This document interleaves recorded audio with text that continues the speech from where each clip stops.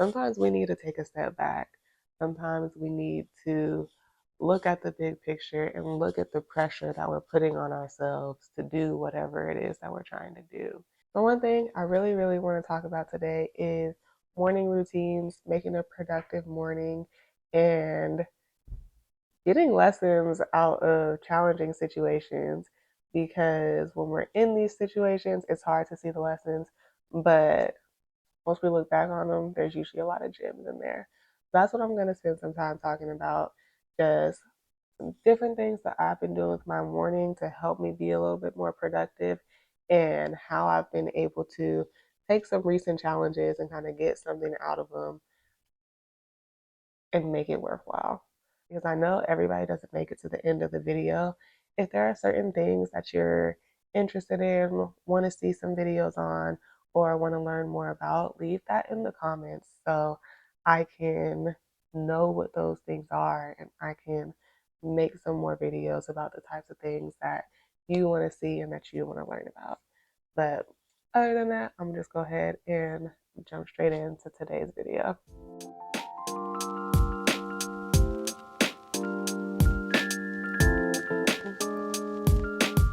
So, one thing that I've been starting to do this week is kind of changing up my morning routine, because I'm starting a new job next week and my hours are going to be a little bit different. It's a hybrid kind of position, so I'm going to have to get used to going back into like an office again. So, I've been trying to change up my morning routine to help me be able to still do the things that I want to do, like with my mornings, but before work. So, one thing that I've been starting to do is practice like journaling and checking in with myself first thing in the morning. Because I think we all have those days where we wake up on the wrong side of the bed, or we just feel like for whatever reason we didn't wake up in the state of mind that we want to be in. And that kind of throws off our whole day. So what I've been trying to do like the last few days is spending some time in the morning like with myself. So usually in the mornings I get up, I take my dog out, I have coffee, and I kind of just, I don't really do a whole lot. I kind of just jump straight into the day, whether it's jumping straight into work or getting on my laptop or checking my phone or whatever it is.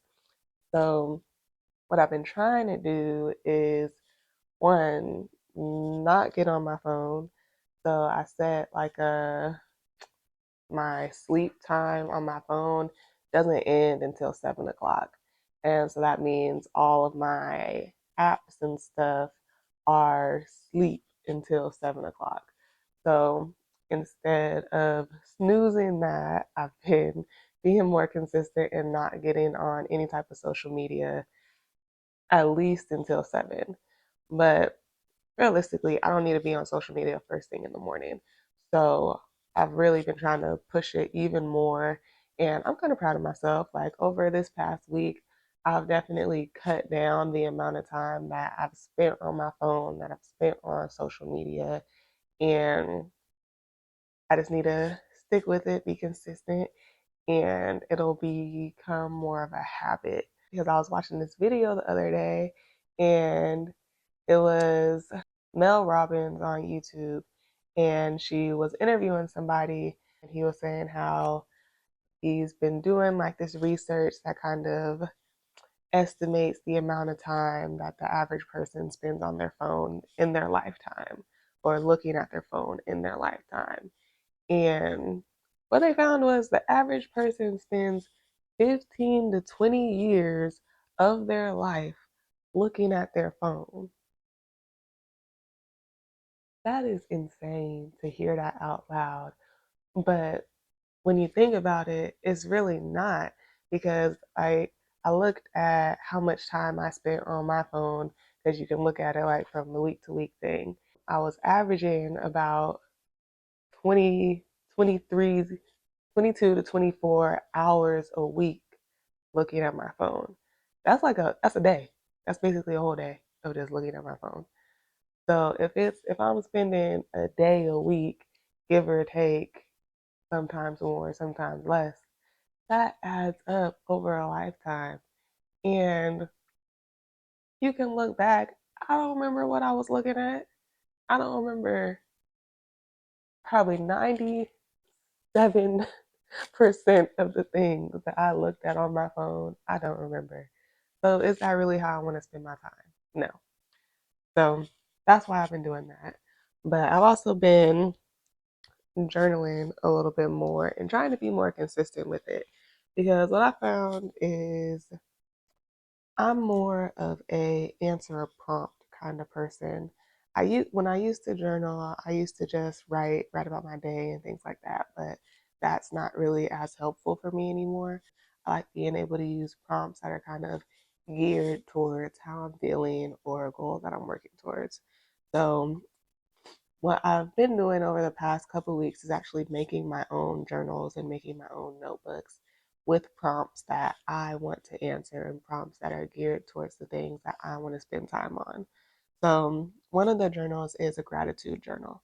And the prompt that I'm on for today, it says, consider a challenge or setback you faced recently.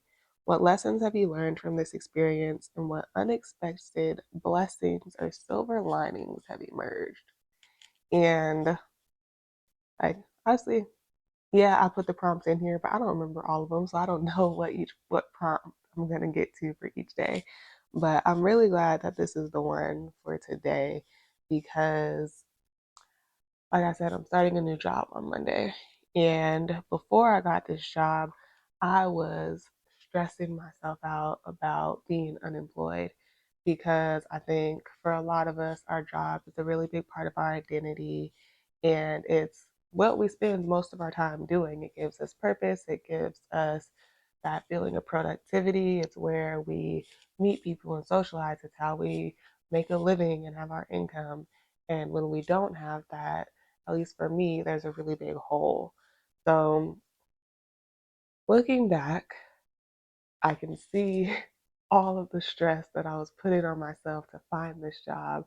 I was on Indeed every day submitting applications. I was on LinkedIn submitting applications. I went on probably around like 12 interviews and I wasn't getting the callbacks that I wanted.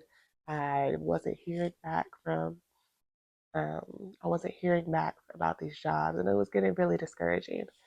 And I just kept putting all this pressure on myself and thinking, okay, well, what am I going to do if I don't get a job? Or what am I going to do if things don't work out the way that I want them to? And my mind was just going and going and going and going. And I ended up getting another interview a little bit after that. So after things were kind of slowing down, I wasn't seeing as many job openings.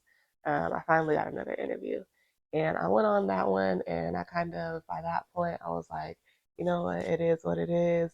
I I'll be having these good feelings about these interviews that I go on, but they don't pan out. So I went to that one, same thing. I thought it went well, but I was like, you know what, I'm probably not gonna hear from them. It is what it is, and it just is what it is. But, fast forward, I did hear back. I got an offer and now I'm starting next week. And in the grand scheme of things, I was really only unemployed for almost 4 weeks, about 4 weeks. Yeah, 4 weeks, so a month. And big picture, that's not that long of a time, but it felt like a long time. It felt like each week was dragging. I was having a hard time kind of finding ways to be productive with my day, and it just left me not feeling the best and being really hard on myself. So, what I kind of learned from that experience is that sometimes we need to take a step back. Sometimes we need to look at the big picture and look at the pressure that we're putting on ourselves to do whatever it is that we're trying to do. When we're just adding and adding and adding the pressure, it weighs us down and it keeps us from moving forward and it keeps us from being able to accomplish what we want to. So, being able to recognize when our thoughts or the pressure or our goals are becoming overwhelming is important. And being able to recognize when we're feeling stressed and when we're feeling overwhelmed and when we're feeling discouraged and being able to acknowledge those feelings so that way we can figure out, okay, what can I change right now? What can I do in this moment to help me shift my perspective, to get out of this funk that I'm in, and help me just switch gears and start doing something that's more helpful and more productive. And once we're able to do that, things start to feel easier. And they might not actually be easier, but they feel easier because we're not putting the same amount of pressure on ourselves and we're not having those negative thoughts. In general, I feel like there's a lot of change happening in my life and there's a lot of new things that I'm experiencing.